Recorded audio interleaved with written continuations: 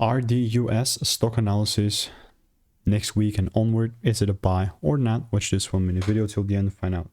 So I'm looking at RDUS recycling stock. This thing absolutely cooked today, having gone up 104%. It's absolutely sick. You know, for me, this is how my chart's looking like, even to begin with.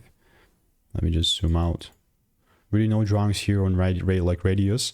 After the big correction, he started picking up. Honestly, like once next week opens, I would really like to just double down on this already moving bullish structure and, you know, market, because this is relatively tapped inside some demands. And unless the price gives me this double breaks, that I'm just not willing to buy, right? So if it does pull down and if it does give me this shift, then and only then I'm looking to buy.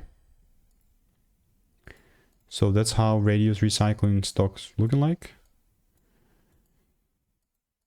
All I'll keep doing in the meantime is I'll keep waiting. And if you want to make more money trading in a simple and easy way, click the first link in the description. There is a lot of sauce.